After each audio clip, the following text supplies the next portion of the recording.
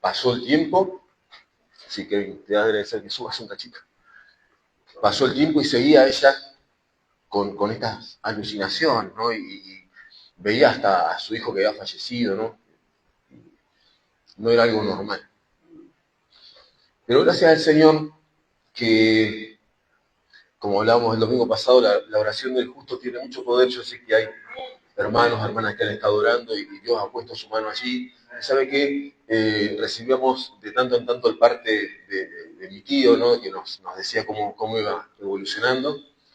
Y para la gloria de Dios y sorpresa nuestra, el día viernes, ella ya estaba en la casa. Así que gracias al Señor, Dios sigue haciendo milagros. El mismo Dios de ayer es el Dios al que servimos hoy. Amén. Así que gracias, hermanos, por sus oraciones. También, y esto muy pocas personas muy pocos hermanos son los que saben, pero se lo comento. Creo que fue el día miércoles, si no me equivoco, o el día jueves. Ya estoy mal con los días, pero mi mamá cayó de la escalera. Ella estaba subiendo hasta lo que es el techo, ¿no? No hay nada arriba, sino un tender, ¿no? Para colgar la ropa. Y ella no sabe cómo, pero no recuerda cómo en realidad, pero se cayó y no cayó para el lado más favorable, ¿no? Cayó para el lado donde están las herramientas, ¿no? Mi papá tiene allí una mesa de fierro donde está un esmeril, ¿no? Con un motor, y está una morsa, ¿no? Y ella cayó, dio la cabeza por ahí y luego cayó y bueno, se fisuró una costilla y estuvo varios minutos allí, no podía respirar, le quería llamar a mi papá no estaba y no la escuchaba. Y además mi papá no puede hacer fuerza, porque está saliendo de una operación muy complicada. Y tengo a mi abuela que también vive allí, que tampoco la escuchó, pero tampoco hubiese sido de mucha ayuda, porque mi abuela tiene más de 80 años. Así que imaginará que le resulta difícil ya con esa misma poder impulsarse, menos para levantar a una persona. Pero sabe que Dios sigue siendo fiel. Y en un momento allí Dios permitió que mi papá fuera a buscarla a mi mamá, no la encontraba, y bueno, porque estaba ahí entre medio de las plantas, porque hay unos macetones grandotes ahí, bueno. Pero en resumen, mi mamá pensó que se había quebrado alguna costilla, pero gracias al Señor solamente es una fisura y se está recuperando favorablemente. Pido sí oraciones a su favor para que Dios complete la obra, además porque es difícil estar sin movilidad, ¿no? Uno te dicen, bueno, tenés que quedarte haciendo reposo y uno lo puede respetar un rato, ¿no? Pero después ya quiere andar haciendo las cosas que hace normalmente y es difícil, es complicado, pero bueno, creo que el Señor también nos muestra, hablábamos acerca de esto, ¿no? Con mi mamá, el enemigo también se levanta, ¿no? Entonces, por un lado vemos la victoria por un lado, pero también el enemigo se levanta por otro lado. Y es normal que pase. En lo personal, vengo transitando todo un periodo bastante extraño en lo laboral, ¿no? Con muchas dificultades, pero entendiendo, ¿no? Y escuchaba a un papá que me decía cada vez que llegaba a casa y me venía con una palabra de aliento, ¿no? Y qué bueno que es el Señor, porque antes, cuando Él no estaba en Cristo, quizás no lo hubiese entendido, ¿no? Y uno quiere actuar, ¿no? Impulsivamente, ¿no? Sobre todo ante injusticias, ¿no? Cuando hay una injusticia, cuando alguien hace algo que es totalmente injusto, que uno no se merece, uno lo primero que apela a hacer es, bueno, ya me las va a pagar, ya va a ver, ¿no? Y tenemos un montón de dichos para eso, ¿no? Ya lo voy a agarrar en tierra arada, ¿no? Ya va a venir con el caballo cansado. Tenemos un montón de dichos para eso. Pero la Biblia dice otra cosa. Dios dice, mía es la venganza. Yo daré el pago.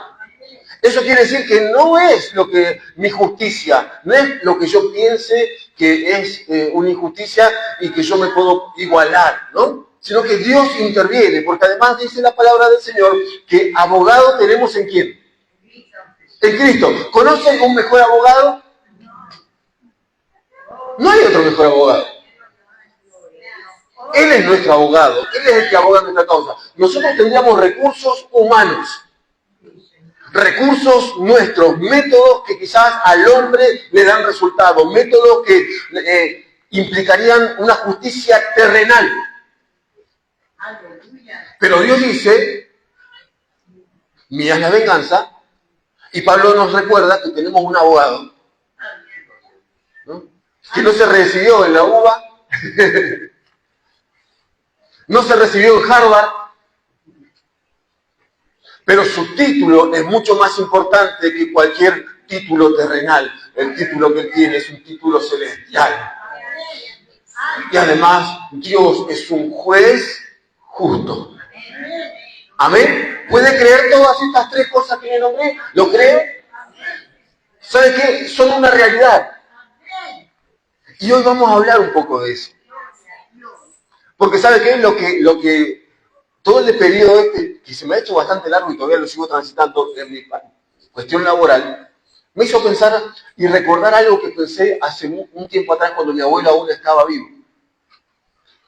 Y cuando mi abuelo estaba vivo y ya venía con años de sufrimiento, en un momento llegué a pensar esto. Pensé que a la gente buena le pasan cosas malas. Y ¿sabe qué? Muchas veces pareciera que esto es una realidad.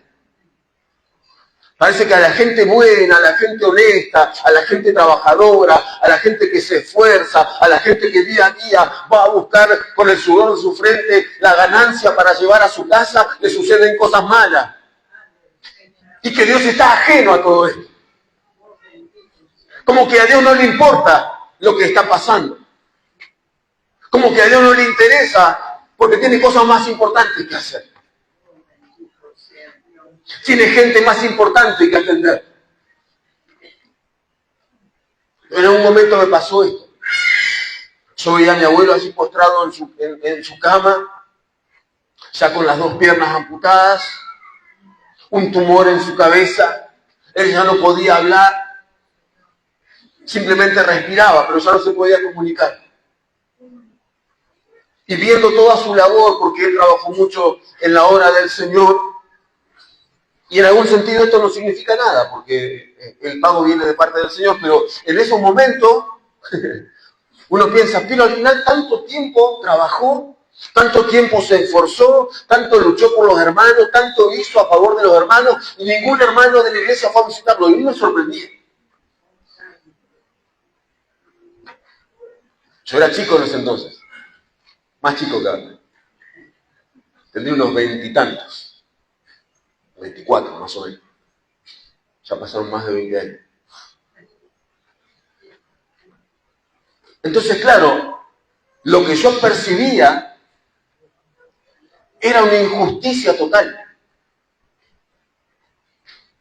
Que a alguien que había hecho el bien, porque además también tenemos otro dicho más, ¿no?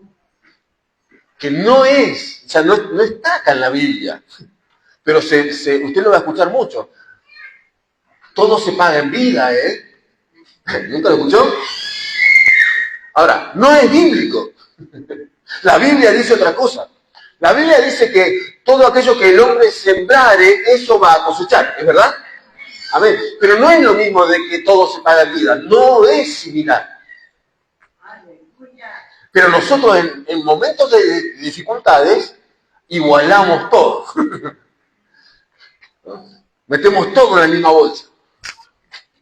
¿Por qué? Porque también nosotros nos dolemos, tenemos sentimientos. ¿Sí? Nos molestan las cosas, nos disgustan las cosas.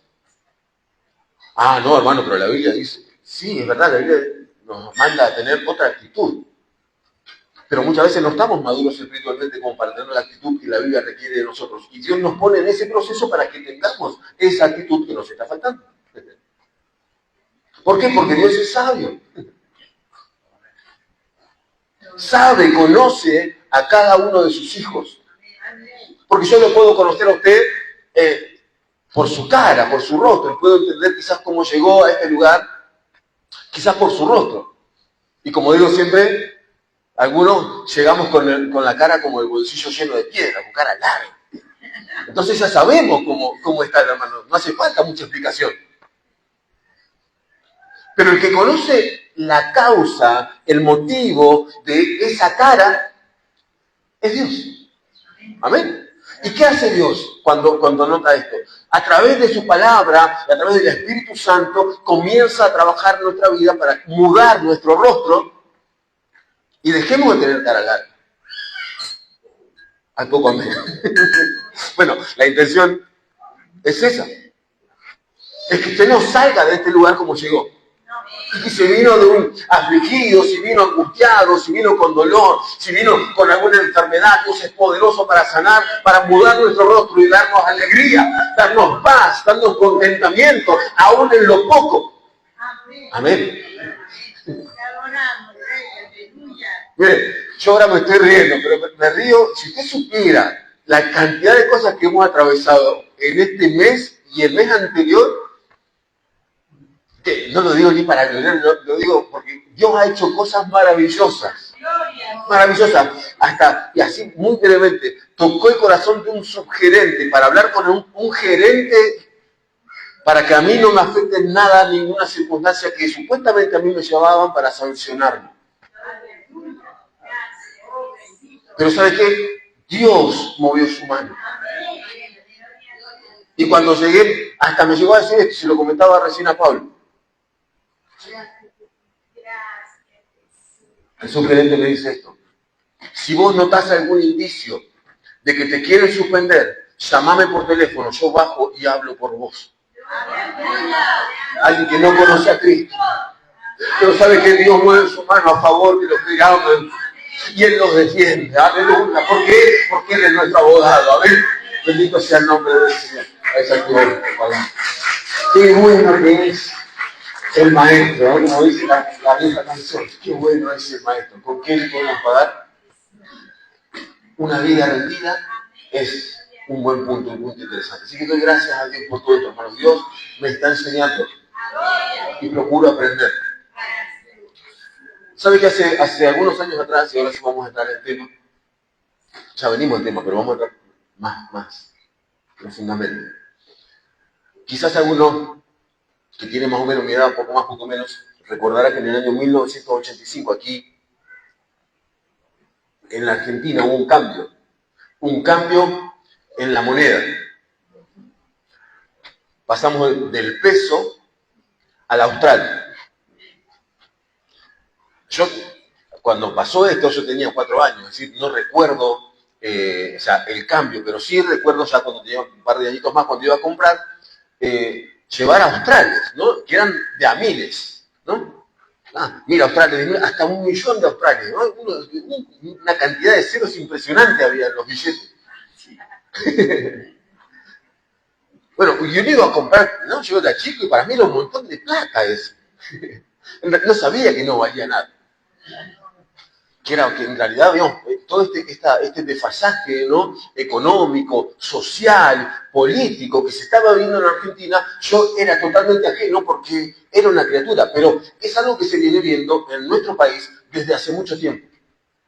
¿Amén? Y no voy a hablar de política, hermano, créame, yo no soy partidario político de ningún partido político, ningún nombre, no soy militante de nada, no me interesa, yo soy simplemente un esclavo del Señor, pero quiero transmitirle esta verdad porque sabe que muchas veces nosotros somos simplistas en este sentido y nos pegamos al vocabulario de la gente que no conoce al Señor. Entonces decimos, el gobernador de turno, el presidente de turno tiene la culpa. Pero esto que estamos viviendo es producto de muchos años atrás. Estoy hablando hace más de 40 años.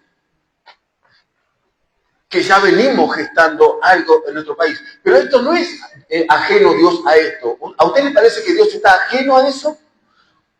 Que Dios no sabe la situación de la Argentina, que no conoce las riquezas que hay en el lugar, en el país que Él creó.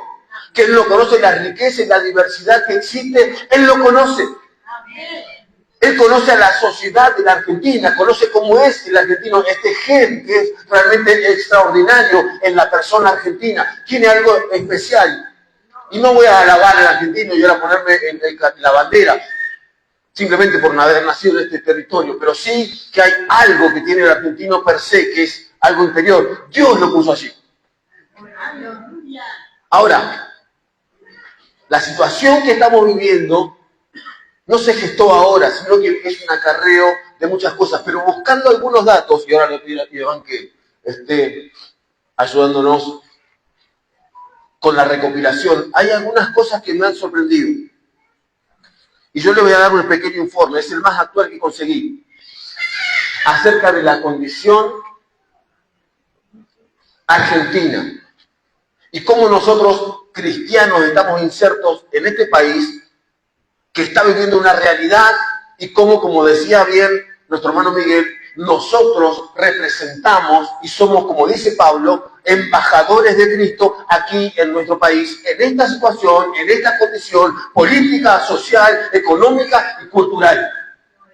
Y ¿sabe qué? Dios nos dio las herramientas para que podamos entrar y interceder por este país, por nuestro entorno. Y fíjese, hay cosas que me han sorprendido.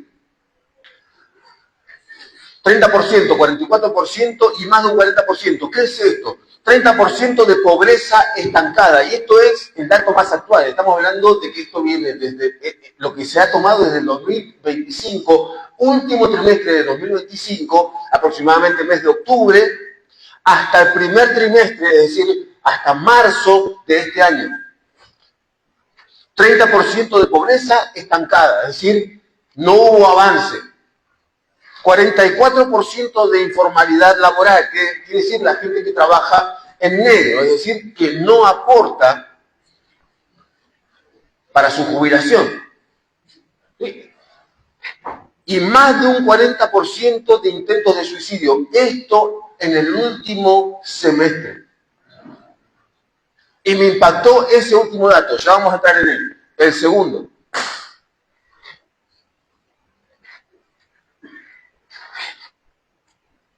Bueno, ahí abarca lo que es el 30%.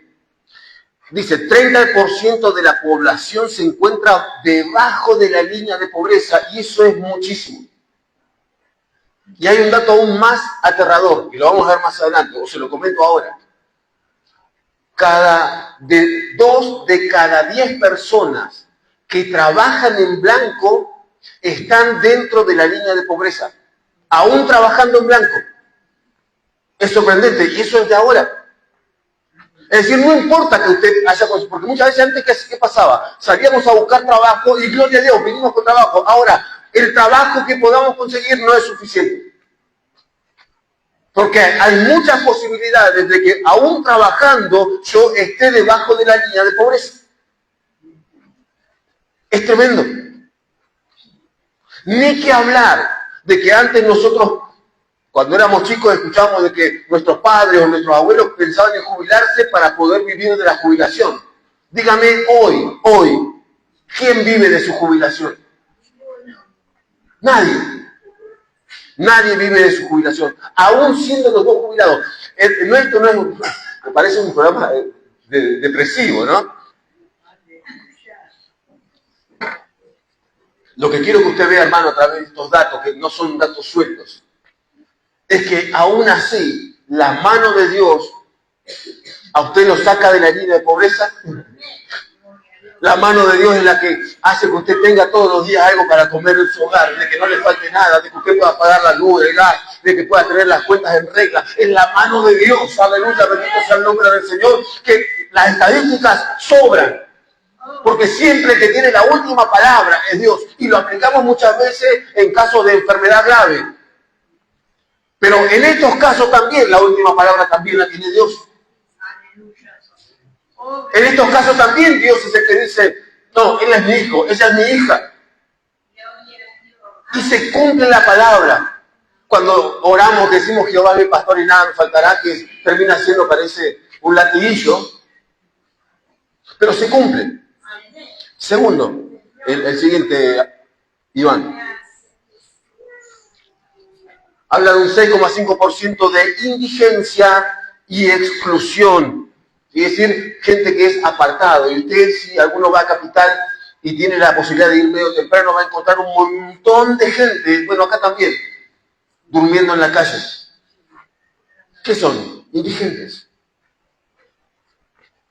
Y ese índice ha crecido un 6,5%. Ahora, 6,5 en 100 personas, por ejemplo, son 6 personas cada 100. En 1000 ya son 60.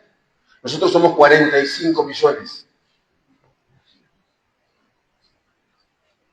Y Dios es el que no permite que sus hijos estén en estas condiciones.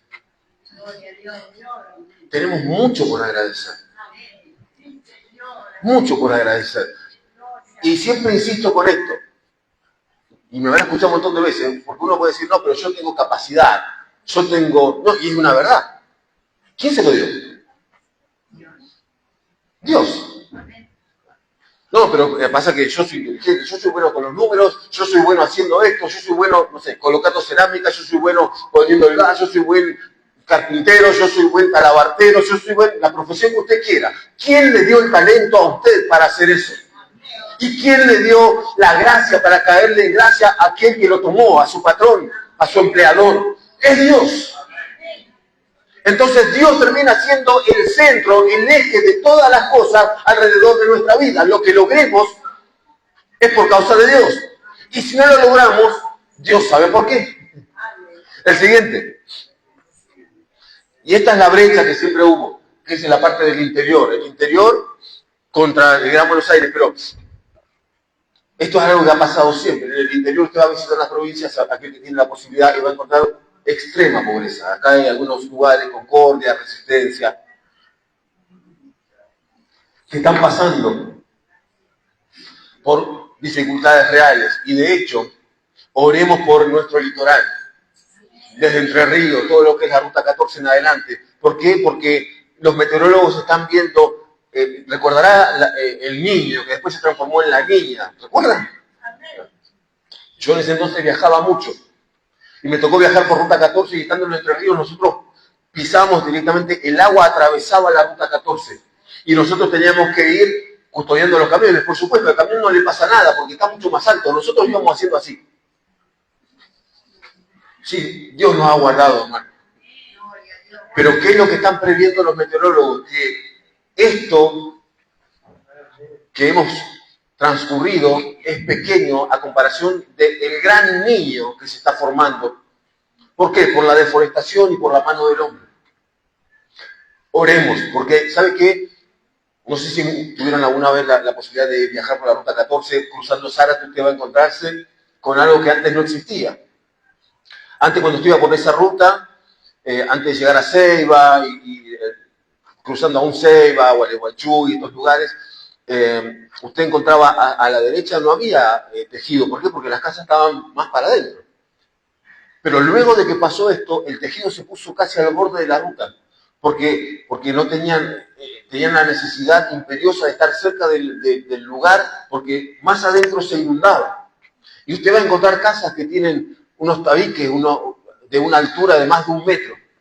Y ellos edifican ahí, pero son casitas de madera, porque son casitas precarias, no pueden edificar como edificaban antes, a causa del temor que tienen de lo que puede llegar a venir. Muchos de esos son hermanos nuestros. Que yo no conozco, que usted no conoce, pero que debemos orar. Amén. Lo que sí. El 6 sería paradoja del trabajador pobre. Y esto es lo que les decía. El 20% de las personas ocupadas, 2 de cada 10 trabajadores, tienen ingresos por debajo de la línea de pobreza. Así que no importa si estás en blanco o no, es muy probable que te encuentres en esta línea de pobreza. ¿Por qué? Porque la pobreza ha crecido, la inflación y un montón de cosas. Ahora, puede ser que nosotros muchas veces repitamos ropa, puede ser que muchas veces repitamos calzado, pero tenemos. Y sabe que Salomón dijo algo que yo lo recuerdo en mis oraciones. No me des riqueza ni pobreza. ¿Por qué? Porque él dice, no sea que siendo rico me olvide de ti. Y si soy pobre, blasfeme contra tu nombre. Manténme con el pan necesario. Ah, pero nosotros queremos tener más. No queremos pan, queremos torta, queremos torta frita. ¿Sabe qué? ¿Y está mal querer prosperar? No, por supuesto que no. Es más, la Biblia habla de ser prosperado. ¿No? Y allí Juan le dice, amado, yo deseo que tú seas prosperado, así como prosperas, ¿qué? O sea, que tiene que ir parejo. No puedo prosperar solamente en lo material y olvidarme de Dios y después ya no le doy gracias por nada. Porque ahí no prospero como está prosperando mi alma, sino que simplemente prospero materialmente. Tiene que ir parejito las dos cosas. ¿Amén? Simple. Y el último, ¿no? Es el 9, Iván. Tiene que ver con la salud mental y que esto que yo les decía recién. La crisis económica prolongada, ¿sí? Prolongada, ha derivado en un impacto psicosocial sin precedentes. Y esto lo vemos mucho en los hospitales. Y ha crecido tremendamente, no sé si usted sabía, pero en los hospitales hay un lugar que se llama salud mental. En todos los hospitales están. Y uno cuando escucha salud mental dice, ¡ay, qué todos locos! No. No, porque uno simplifica. Salud mental y relaciona. Salud, mente. Ah, los locos. No. Hay gente que no está loca, que está totalmente y perfectamente cuerda, pero que se ve agobiada por los problemas, por las situaciones. ¿Saben qué? Mucha de esa gente escucha voces. Mucha de esa gente tiene conversaciones consigo mismo porque nadie lo quiere escuchar. Porque no tiene un familiar, alguien que pueda ejercer como un sostén, alguien que pueda estar escuchando su problema, alguien que pueda estar a quien contarle, a quien recurrir para decirle, me está pasando esto, no lo tienen. Entonces hablan consigo mismos, se contestan, se preguntan, su mente no para de trabajar, aún de noche ellos quieren dormir y no pueden a causa del sufrimiento y produce un agotamiento tremendo. Eso también es salud mental y esa gente necesita alguien que los oiga.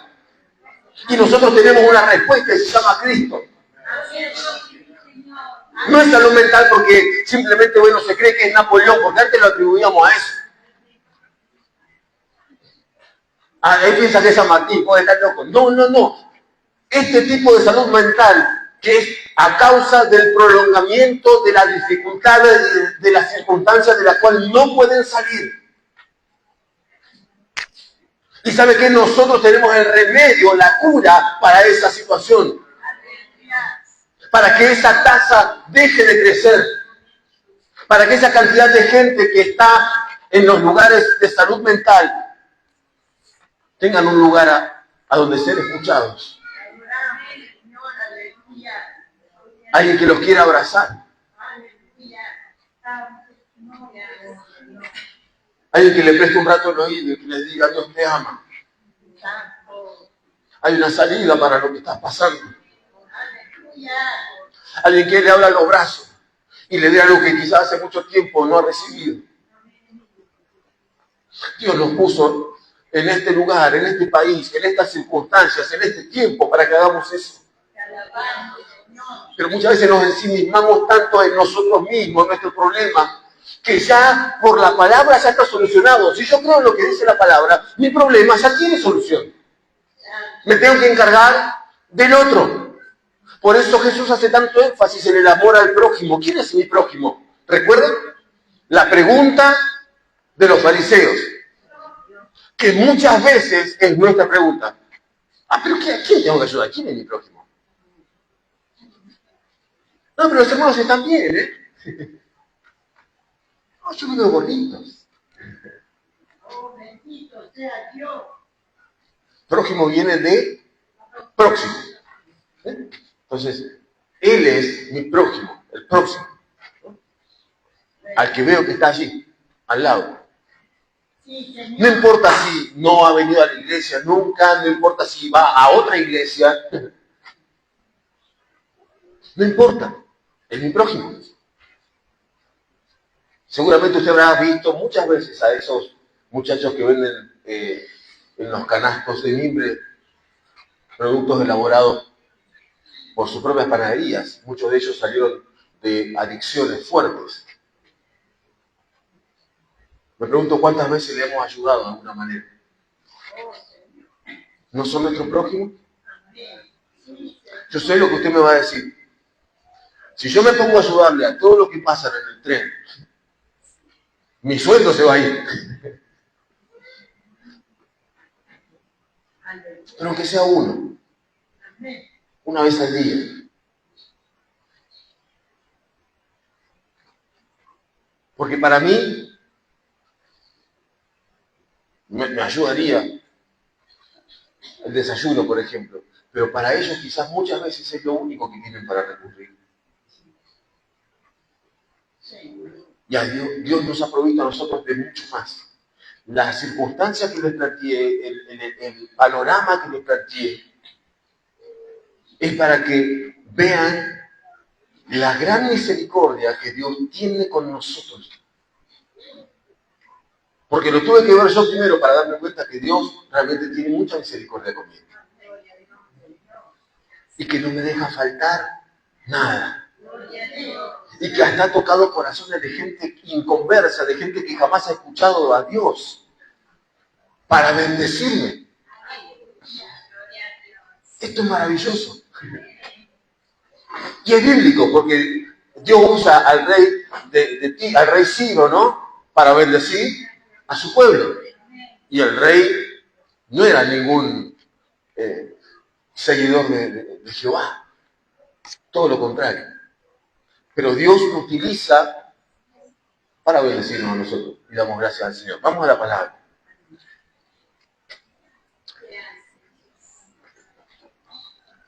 La premisa era entonces a aquellos, a los hombres buenos, a la gente buena le pasan cosas malas, y obviamente es una premisa totalmente errónea, pero está hecho a propósito. Ahora, ¿quién es bueno? Bueno, la Biblia dice que no hay ninguno bueno. ¿Amén? No hay ninguno bueno. Ahora, esto es en Romanos capítulo 3 y el verso 10. Y también Romanos capítulo 3, 23, Pablo le insistió mucho a los romanos, ¿no? Diciéndole, ustedes no son carmelitas descalzas, ¿no? Pero, miren lo que dice en Marcos capítulo 10, el verso 18. Marcos capítulo 10 y el verso 18. Jesús le dijo, ¿por qué me llamas bueno? Ninguno hay bueno, sino solo uno. ¿Amén? ¿Quién es? Dios. Ni siquiera, ni aun Jesús se tuvo por bueno. ¿Se dio cuenta? No dice yo soy bueno.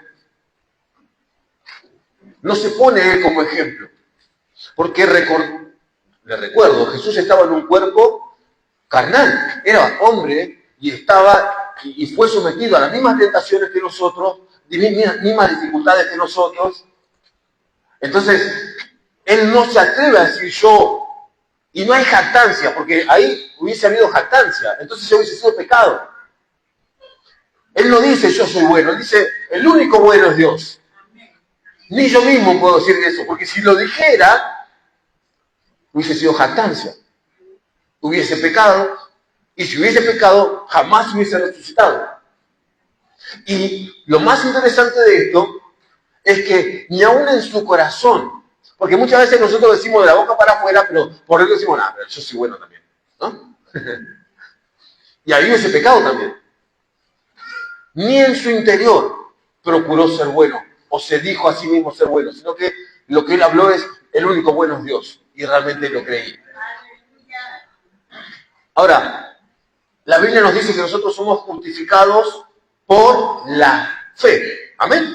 ¿En quién? En Cristo. Lo veíamos la semana pasada. Es decir, justificados por la fe tenemos paz para con Dios. ¿Amén? O sea, entonces de alguna manera somos llamados justos o hechos justos a través de Cristo. Pero, ¿qué pasó? Tuvimos que tener un cambio, un encuentro que nos justificó delante del Padre. ¿Amén?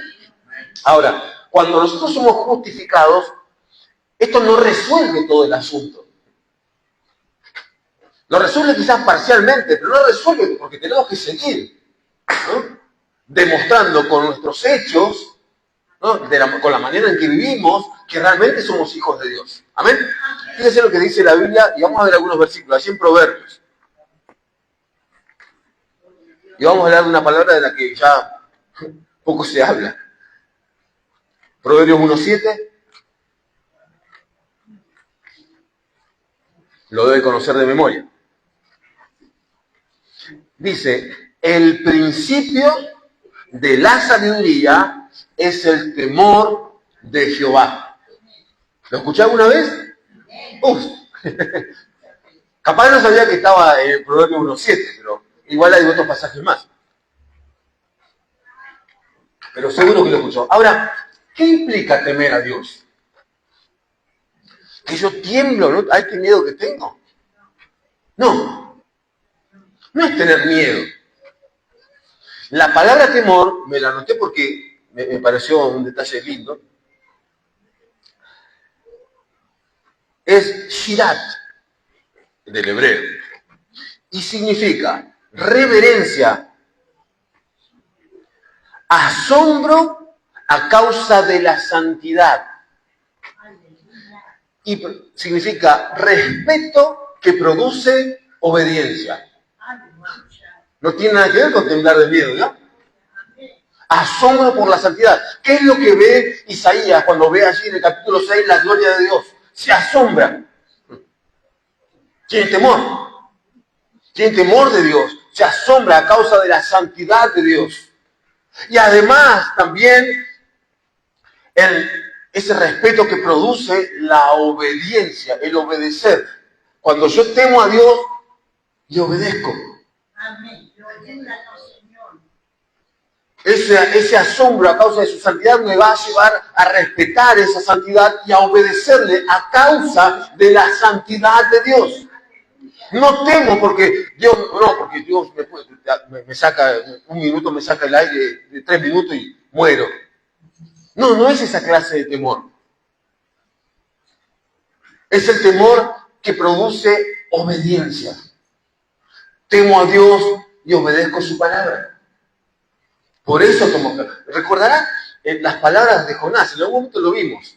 Él se tiene a sí mismo por alguien temeroso de Dios, ¿no? Sin embargo, el temor implica obediencia. Él no estaba siendo obediente, entonces no era temeroso de Dios. Pero él se veía como temeroso a Dios. No, yo temo a Jehová. Cuando le preguntan de dónde es y qué es lo que hace. No, soy hebreo y temo a Jehová. Mentira. Era hebreo, sí, pero lo que estaba haciendo no demostraba temor. ¿Qué quiere decir esto? Lo que hablamos recién, yo tengo que con mi vida demostrar que soy quien digo ser. Y entonces ahí eso implica el temor y la sabiduría, ¿no? Proverbios 9:10, esto es mnemotécnica, ¿no? Para que se acuerden, está cerquita, 9:10, dice, de Proverbios, el temor de Jehová es el principio de la sabiduría, y el conocimiento del Santísimo es la inteligencia. Este tipo de conocimiento no tiene que ver con mi intelecto, tiene que ver con mi relación. Cuando yo me relaciono con Dios, cuando yo hablo con Él y permito que Él me hable a través de su palabra y a causa del temor le obedezco, entonces hay una relación como la de un padre con su hijo. Yo creo que todos los que somos papás hablamos, ¿no?, con nuestros hijos. ¿Nos escucharán o no? ¿No? Queremos que sí. Queremos que nos escuchen, queremos que nos obedezcan, pero para eso, bueno, en el caso nuestro terrenal, también con nuestro ejemplo tenemos que predicar. Y una de las cosas que hablábamos hace un tiempo, yo no le puedo decir a mi hija, vos tenés que orar, y ella nunca me ve a mí orando.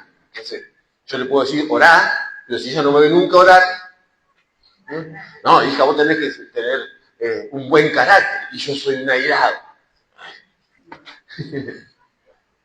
Le estoy diciendo que haga lo que yo no estoy demostrando. Entonces, esta relación, el temor ya quedó claro que es reverencia, ¿no? Que es reverente e implica obediencia. Ahora, esa obediencia también me lleva a tener relación con Él. No solamente que yo lo obedezco, sino que también me relaciono, también hablo, ¿no? ¿A través de qué? De la oración. Entonces, todo lo que yo diga, y sé que Él me escucha y me habla a través de su palabra. Salmo 111, 10. Salmo 111:10, ahí cerquita también.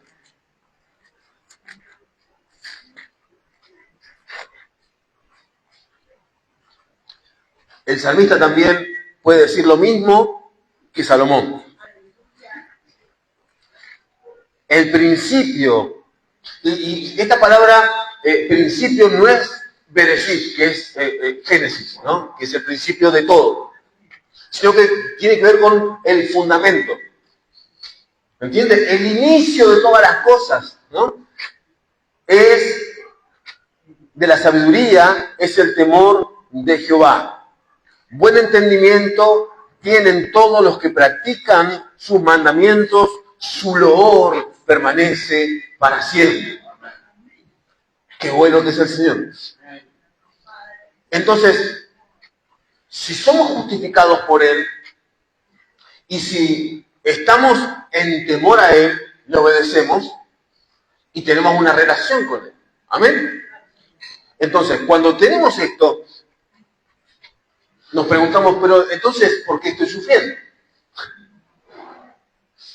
Si el Señor me justificó, si Él me santificó, si tengo una relación con Él y me comunico con Él, entonces no debería sufrir. Bueno, no necesariamente.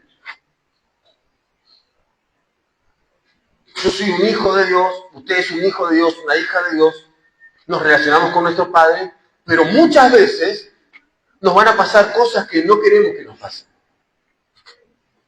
Jesús mismo dijo, en el mundo tendríamos ¿qué? Aflicción. ¿Qué tenemos que hacer? Confiar. ¿No? Emplea un solo verbo. Confiar. ¿Qué pasa cuando yo confío? ¿Recordará? Los discípulos en la barca se movía para todos lados, estaban anegados, y Jesús, ¿qué estaba haciendo? Estaba allá en lo más bajo de la barca, y se fue allá abajo porque tenía temor, y estaba muerto de miedo, entonces se fue allá para no sentir el oleaje, y cómo las olas pegaban contra el barco. No, dormía. ¿Por qué dormía? Porque estaba confiado. Y cuando sale, porque los discípulos lo van a buscar, les dice algo que muchas veces nos podría decir tranquilamente a nosotros. Hombres de poca fe. ¿Por qué dudan? Y le habló a la tormenta. Y lo que registran los autores bíblicos es muy lindo, porque dice, calla, quédate quieto. Y fue suficiente. Esa es la confianza que Jesús tiene en el Padre, la cual nosotros tenemos que tener. Confiar en que no importa la tormenta, la dificultad, lo que nos esté pasando, lo que digan de nosotros, confiamos. El que tiene el control no es ni la circunstancia, no es ni el patrón, no es ni el presidente, ni el ministro de Economía, no, nada de esto, ninguno de ellos tiene el control sobre tu situación personal, es Dios. Y así como, y tengo registrado un montón de nombres propios. Job, José, tenemos un montón en la Biblia. Noé, Abel era justo. Va y entrega una ofrenda. De lo mejor que tenía, allí va. Lo mejor para Dios. Como hoy. Lo mejor para Dios. Lo mejor que tengo se lo doy a Él. ¿Por qué? Porque Él me dio todo. Ahora, ¿era justo que Él muriera?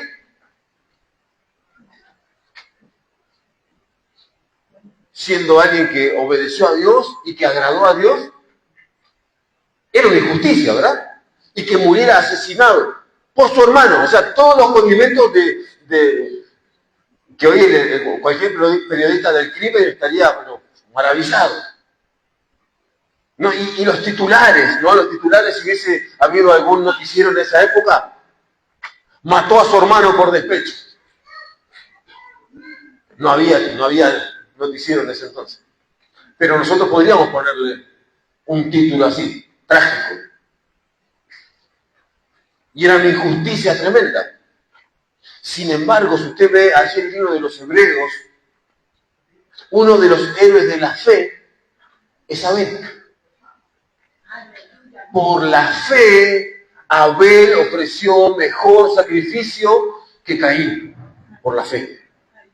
¿La fe en quién? En Dios. ¿Por qué?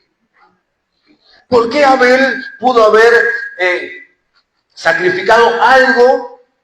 ¿Quién se lo enseñó? ¿En dónde está registrado? Algo movió a Abel a hacer la voluntad de Dios. Algo llevó a Abel a hacer algo que a Dios le agradaba. Así como a Caín, algo lo movió a hacer algo que era desagradable a Dios. Ahora, la muerte de Abel es totalmente injusta a nuestros ojos, pero Dios estaba contemplando todas las cosas. Muchas veces las cosas que nos suceden son injustas, pero Dios está contemplando.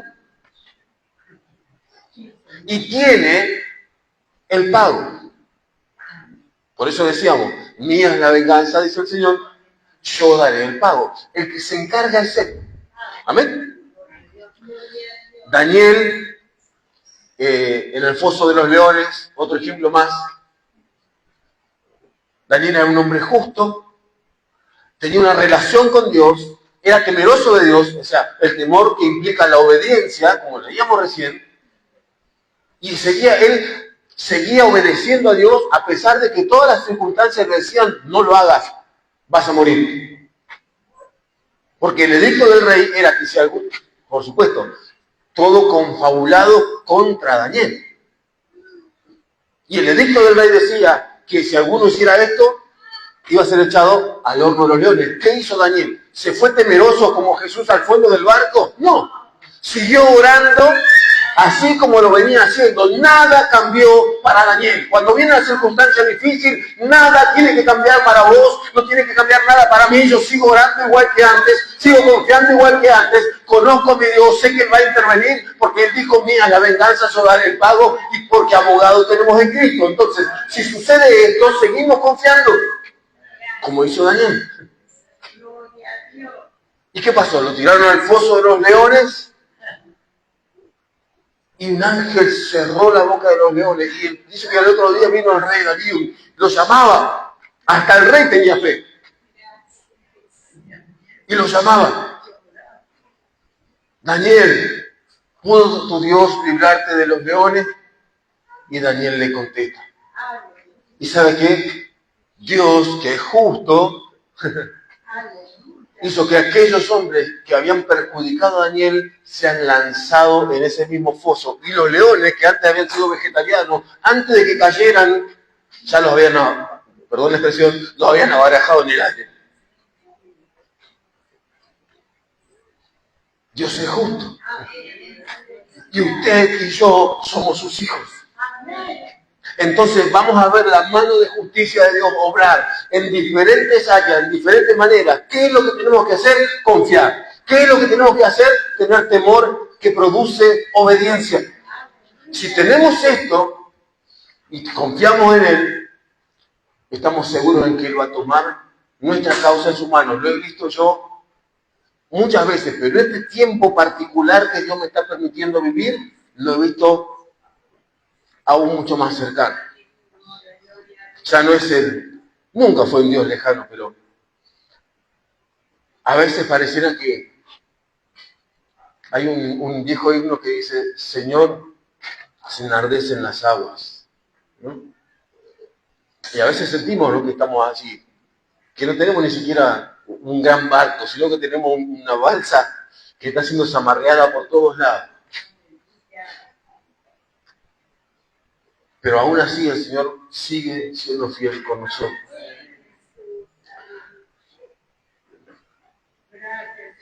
Estamos en Salmo, así que ya estamos en el Salmo, leemos el Salmo 34, 19 y 2 versículos más en Romano. 34, 19 de Salmos, dice así la palabra del Señor. Bendito sea el nombre del Señor. Muchas son las aflicciones del justo. Les recuerdo, Dios nos ve a nosotros como justos. ¿A través de quién? De la sangre de Cristo. Pero de todas ellas las librará Jehová. ¿Puede creer? ¿Puede creer en la palabra del Señor? Entonces, ¿van a venir aflicciones? Amén. ¿Y van a ser cuántas? ¿Poquitas? No, van a ser muchas. Las circunstancias adversas van a ser muchas, pero de todas ellas el Señor nos libra. Romanos capítulo 8, verso 28, usted ya lo conoce. Dice así la palabra del Señor. Y sabemos que a los que aman a Dios, todas las cosas les ayudan a bien, esto es, a los que conforme a su propósito son llamados. Paréntesis. No aplica para todo, porque solemos meter este versículo para todo, ¿no? Para todas las cosas, ¿no? No aplica para todo. Hay un contexto. El contexto está en el verso 26. Es más arriba también. Desde el 18 en adelante usted va a ver el contexto. ¿Por qué Pablo puede decir esto? No es simplemente porque, bueno, se me cae el techo de casa y bueno, todas las cosas ayudan para bien. Me robaron, me golpearon y todas las cosas ayudan para bien. Hay un contexto específico en el que Pablo está diciendo que todas las cosas ayudan para bien. Si nosotros tenemos un corazón correcto, ¿sí? Con el corazón confiando, evidentemente todas las cosas nos van a ayudar para bien, nos van a dejar una enseñanza. No siempre Dios va a responder con sí. No siempre Dios te va a dar lo que le pidas. Porque muchas de las cosas que nosotros pedimos, y lo dice la palabra, están fuera de su voluntad. Y van a producir algo que a Dios no le interesa que nosotros tengamos. Muchas veces pedimos, particular, hablo por mí, Señor, me gustaría tener un auto nuevo, ¿no?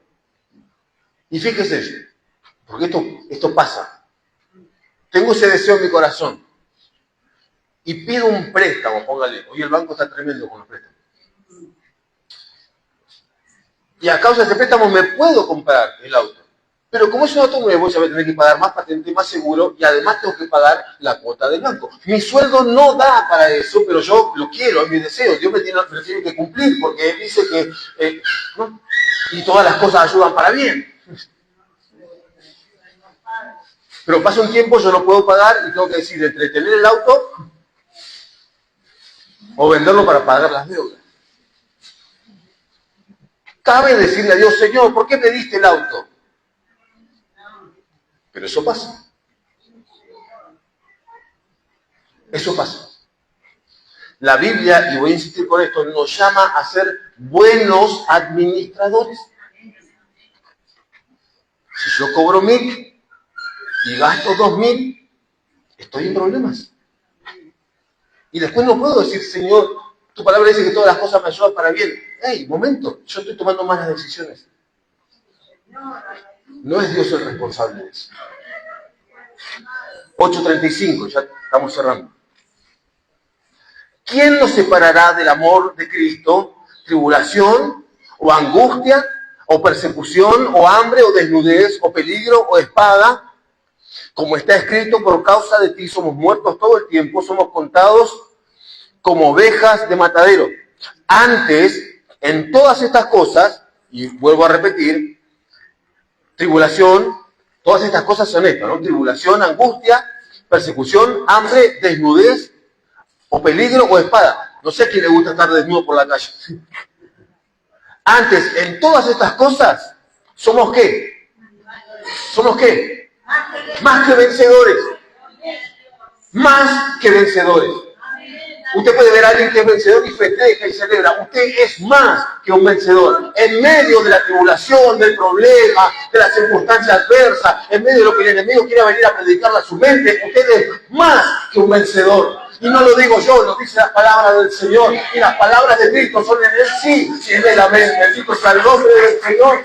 Él es grande, Él es poderoso, aleluya. Y Él te puede sacar de las circunstancias que estés pasando, no importa cuál sea. Pero ¿qué tengo que hacer? Tengo que confiar. Si yo no confío, estoy invalidando la palabra y yo no tengo fe. Es una fe fingida en todo caso. Porque simplemente por sentarme a venir acá y escuchar una predicación no adquiero fe. La fe la voy renovando y adquiriendo a medida que voy conociendo a Cristo. Y voy conociendo a Cristo a medida de que voy hablando con Él. Y crezco en mi relación con Él. Y eso aumenta mi fe. Entonces cuando esto sucede, cuando esto suceda, podemos decir que somos más que vencedores. Último versículo, 1 de Pedro, capítulo 5, y el verso 29. Bendito sea el nombre de Cristo Jesús. 5, 19 de 1 de Pedro. Perdón, 5, 10. Y esto es un coro hermoso. Mas el Dios de toda gracia, que nos llamó a su gloria eterna en Jesucristo. Y fíjense, después de que hayáis padecido un poco de tiempo, Él mismo, el mismo Dios de toda gracia, os perfeccione, afirme, fortalezca y establezca. Podríamos tener una prédica entera acerca de estos 4 verbos.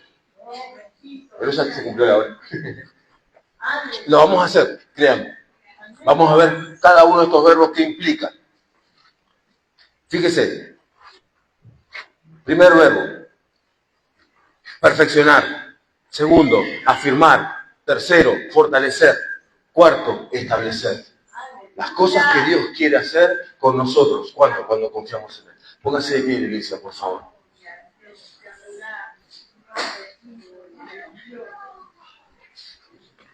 Mi intención era poder contrastar un poco una realidad que puede parecer triste en nuestra sociedad. Porque uno que anda por la calle puede encontrarse con muchos, hasta muchos jóvenes, que a causa de la no oportunidad terminan sucumbiendo en un montón de cosas, desde la drogadicción hasta la delincuencia, y delincuencia para satisfacer ese vicio o esa adicción. Es moneda corriente, y cada vez la edad, el rango etario que le dicen, está bajando cada vez más, porque eso que la imputabilidad se está cada vez, ahora son niños de 12 o 13 años que ya pueden ir presos. No cabe en el razonamiento lógico, ético ni moral. Que criaturas que pueden estar en la escuelita dominical puedan legalmente ser llevados presos.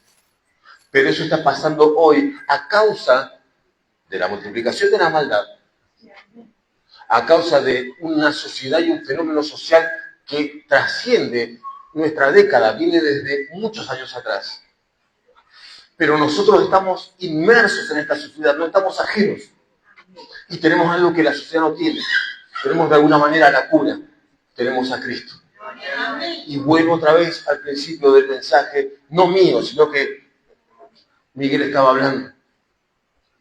Nosotros tenemos la clínica del alma, como ese cartelito que vemos en muchas casas, es este lugar. Es la clínica, es el lugar a donde tenemos que enviar a los enfermos.